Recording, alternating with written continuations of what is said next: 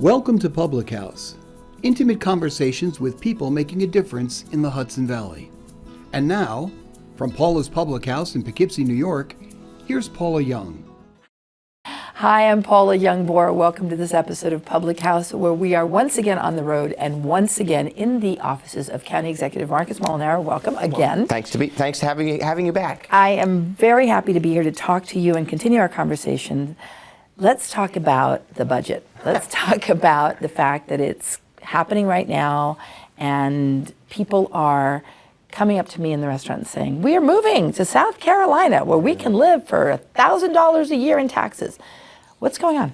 Well, it's New York. I mean, New York shoulders the highest burden of taxation of any state in America, and because of it, we lead the nation in outmigration. More people leave New York than any other state in the country, except for Alaska. And in the case of Alaska, it's probably the weather. There's no women in Alaska. Only men. I have no comment. But that said, because this state forces more state spending onto local property taxpayers, property taxes are arbitrarily high. So if you go to Virginia, where my in-laws are from, the state government pays for many of those services. Well, in New York, they devolve those costs down onto local governments like ours, school districts like ours.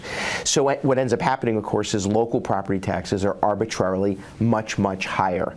Now, in Dutchess, I'm happy to say, first, admittedly, county government only represents about 10% of what you pay in property taxes any given year.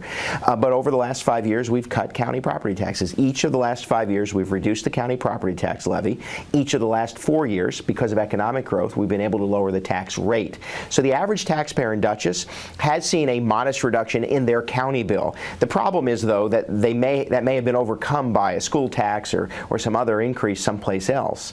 So we're doing what we can to control spending. In fact, over the last 8 years, we've been able to hold spending to about 1% a year, but ultimately and reduce property taxes. But unless Albany takes control of what is massive spending forced down onto this very finite tax base, we're going to continue to lose people, businesses, farms, and families to other states in America. Okay, massive spending. So what are the first three things they're spending all this money on? Well, the state budget is education, health care, and everything else. Right. So those are big costs. I mean, Medicaid is New York State's largest sort of health care expenditure, and that program, Medicaid in New York, is the largest of any state in the country. In fact, we spend more than several other states combined. And I don't think you're going to get a lot of pushback from people because people want to have health care. Yeah. Education, however, when you have families leaving, is it mostly people over 50 that are leaving because are schools getting emptier? And if schools are getting emptier, then how are we justifying school taxes going up? Well, there's a lot going on there, right? So first, 18 to 35-year-olds we're losing to other states for job opportunities and higher and lower costs. Seniors and retirees we're losing to other states because they're not making enough income to stay here. And then those, the mass middle, are sort of either holding on or happy to be here. And that's a balancing act. As far as schools, listen, there are a number of reasons why population is either stagnant or decreasing. Millennials aren't having children like previous generations, so something like 62% of all counties in America are actually losing population simply because people aren't producing more children. But the reduction in children doesn't automatically mean a reduction in cost. School buildings still cost the same to heat. The roof still needs to be repaired. There's certain expenditures that are just sort of fixed. You know this in a business, right? You might get more revenue, but it doesn't necessarily mean you're making more profit. So that's a lot going on as far as school taxes. But ultimately, again, it's not a question of do we spend on the right things. I'm happy to have those debates. I mean, yeah, people want us to be effective in spending Medicaid services. Yes. I benefit from Medicaid services. My daughter gets services that are Medicaid supported. I lived on food stamps as a child. I know the value of Medicaid. The question is, are we effective in delivering the service? So when I came into office, Dutchess had a $40 million budget deficit. That's 10% of a budget I only have 30% control over, right? 70% is mandated by Albany. At the same time, we were in the throes of the recession, 70% increase in mandated social service and mental health services. We were looking at a very significant crisis. We didn't cut the delivery of service. We decided to shrink the size, scale, and scope of county government, demand greater efficiency, use technology to deliver services, and we rebounded. We consolidated departments, we cut back on the workforce with no layoffs, we reduced spending while at the same time improving the delivery of service. Here we are today. Fund balance has been replenished, the highest bond rating of any county in the state of New York, 5 years of tax cuts, controlled spending. My point being that Albany doesn't need to get into this debate, and even Washington, this old argument, well, if you don't want to spend so much, you need to cut, whole programs. That assumes that we don't waste money. Albany wastes money. New York State wastes money. I think we need to be effective in the delivery of the service, and then we can have a debate about the value of that service. In a household, when there is much more expense than there is income coming in, we have to figure out how to make that loaf of bread last longer, the chicken last longer. How specifically has Dutchess County done that? Well, first I'd say to you that's an analogy we often use, but it doesn't prove out in America. Generally speaking, when people have enough revenue, they borrow. And in fact, credit card debt, personal debt continues to spiral. Tuition costs continue. So I just say to you, no savings. Right. So my point being that it is a good analogy. It's the way we should be living. If you don't bring in enough money, you should cut back on expenditures. But sadly, too many people are forced into borrowing to make ends meet. So that said, what did we do? First, when I came into office, I said to every department and I said to every employee, give me a 5, 10, and 15% plan. What does that mean? I want you to identify 5, 10, and 15% cuts to your agency, your department, your service, and tell me what that means. Well, everybody was worried, right? We can't cut 15%. We never had to cut 15%. I wanted them thinking about how we would make the system and the government more efficient. We also leaned on technology. We said to our IT department, let's use more of our innovation within county government to deliver services that ordinarily might be delivered through heavy overhead costs or more workforce.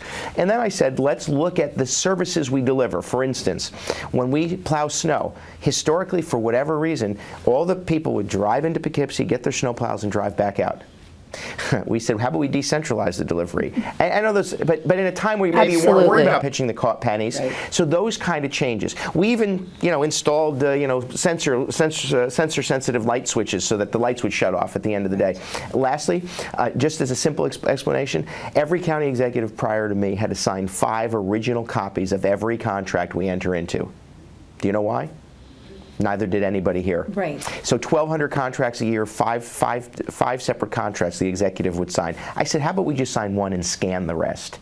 And that saved like $35,000 in paper a year. So my point being is we looked at everything, big and small, and tried to question how we delivered it. Could we deliver it more efficiently? Could we be more effective? Could we hold the line on cost? And we made significant changes to the delivery of government, and I would say the average citizen didn't notice. Didn't notice a reduction in service, didn't notice a reduction in sort of program delivery, but they allowed us to sacrifice over those first 2 years, and then we rebounded. Albany should be doing the same. Every level of government should do the same thing. Everybody should do the same thing. Why do we do it that way? And if the answer is, well, that's the way we've always done it, then we should probably question it. I would agree. And people aren't going to notice if there's no impact on them. They only notice when they either read that there's an impact and they should wake up, or they actually feel it. Sure. So let's talk a little bit about that said. Poughkeepsie is a big city here. It's also a town. And then there are all the other little towns that make up Dutchess County. And there are grumbles that I hear that Poughkeepsie gets the lion's share of the assistance, the attention. Talk to me about that. Well, first, 20 towns, 8 villages, and 2 cities, and I love every one of them. And I, of course, come from one of the smallest municipalities in Dutchess, mayor of a village, second smallest community in Dutchess. So for me... It sounds like it should be in the Swiss Alps. Yes, fair enough. Tivoli. So for me, every community matters. Every hamlet, every village, it's very special, and all of it has to be woven together. Yes, Poughkeepsie is the county seat. Where Poughkeepsie goes, so goes the county. I mean, if Poughkeepsie fails and falters, the county is going to have a hard time rebounding. Not to mention, when you travel the world, if you say you're from the Hudson Valley, they're going to say, something like, are you from Rhinebeck or Poughkeepsie? Yes. If you're from Dutchess, you're from Rhinebeck or maybe Millbrook or Pauling. So the point being that people Beacon's associate. not going to like this. I love Beacon. I know, but I'm a Beacon boy. they want to say it's Beacon. Well, I don't know. Some people in Beacon, I think, are happy when they're not noticed. But that said, it is the county seat. So with that comes, by the way, the requirement that certain services actually are delivered here, the court system, and with that means there is a higher demand for certain government-supported services. But we've diversified the way we deliver. Dutchess County, as a partner, works with East Fishkill to drive economic development. East Fishkill is leading the county in economic growth because they have economic growth policies. We support them. Fishkill and Beacon. Beacon is not only an engine of economic, but cultural and arts opportunities. We support that. Farming in Eastern Dutchess and Northern Dutchess, once you could have written the obituary for agriculture in Dutchess County, now it's growing again. Why? Because we invest in protecting farmland and invest in opening up new markets. Yes. Where I come from, waterfront, Hudson Riverfront development, infrastructure development. We've diversified the way we deliver service, and we partner with our municipalities like no other county in the state of New York. But we also have a lot of poverty in Poughkeepsie. We do. A great many. And it seems like the poor come to Poughkeepsie, or the poor haven't left Poughkeepsie, or there's no way to seem to, I don't know how to affect it. When I drive through downtown Poughkeepsie, I see streets and neighborhoods of people that look very depressed and areas that look very depressed. And it seems to be centralized here. Well, there are a couple of things. There's some sort of historical significance to that. Cities became very populated by people who couldn't afford to live in the outer areas because the jobs weren't there, the transportation wasn't there, the educational opportunities weren't there. So they started to migrate inward, right, towards city centers. That's historical in America. The suburbanization of America was all those independent folks coming back from World War II who had some money in their pocket and decided to buy and build houses. So that's something that every county, every community, and every city has dealt with. The other, though, is in New York, the delivery of services have to be at the county seat. The county seat's Poughkeepsie. Right. So social services, the court system, the jail, all have to be in the county seat. That does mean that that's a central delivery point for services, so to speak. And the other is cities. Cities have had a hard time rebounding. Again, we suburbanized America. Dutchess County was living high in the hog during suburbanization. Malls being built, homes being built, IBM prospering. And the cities faltered. Now the cities are rebounding. People want to live in city centers again, and because of that, two things. One, good thing. One, the need to reinvest in the cities is happening in a holistic way, not in a gentrified way, meaning we don't want to push people out. So to those folks who live in those neighborhoods, those are homes to them. And so number one, we need to respect that. Number two, we need to make smart investments. And number three, we need to ensure that the cities become self-sustaining. And they are across America. And Poughkeepsie's starting to see that, like other cities in the Hudson Valley. Well, I have to stop. We do. I have more questions. We can do this again. So we're going to do this again. Okay, fair Thank enough. you. That was great. You bet. Thanks. Thank you very much for tuning in. I have so many more questions for the county executive, and I will be asking them in the next episode. So be sure and tune in. Thanks. Thank you, Marcus.